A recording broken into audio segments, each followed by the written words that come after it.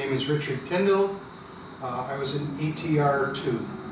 It's funny because at the time I just thought it made sense what they were doing, and I'm kind of a history nut about World War II and the Civil War and just wars in general.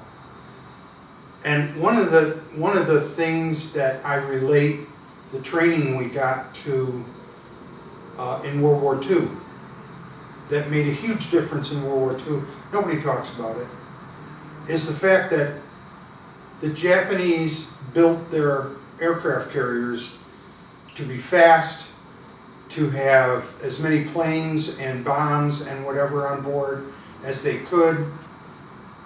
They were a little short on firefighting equipment, and they were very short on redundancies. Okay, now that sounds like a strange word to use, but in the United States Navy, if you need a pump and it's a really critical pump, more than likely they'll have two. On a destroyer, you need propeller, obviously. More often than not, there's two. And that way, if one gets disabled, the other one will still move the ship. If one pump goes out, there's still another one. If a generator goes out, there's another one, so on and so forth. So when the Battle of Midway, Yorktown gets hit, fires, hole in the deck, ship's dead in the water. Hour and a half later, the ship's steaming at like 18 knots. There's no more hole in the deck. Fires are all out.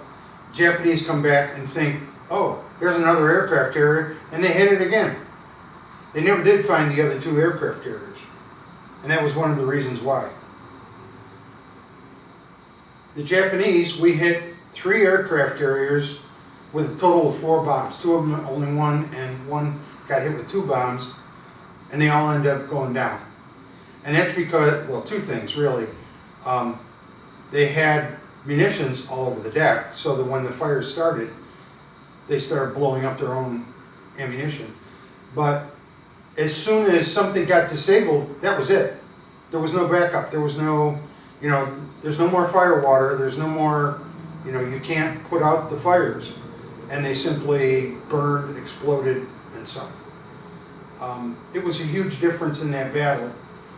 And like I say, when I was in boot camp being trained for things that I hoped would never happen, it never dawned on me that the difference between us and them way back then was the training, was the equipment, was all of that. The thing I remember about it the most was they put you in a room and you had like a face mask on, and then you had to take off the face mask and they put tear gas in. And you were only in it for a few seconds.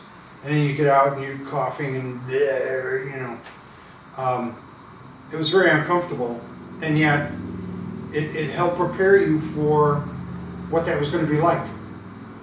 And so, if you were on board ship and you were in a smoky area or, whatever, it wasn't like that. It never happened before. They made you go in the water to see if you actually would just sink to the bottom, or if you could figure out what to do to save yourself in the water. Simple things like that, and yet pretty important if you're out to sea and something happens.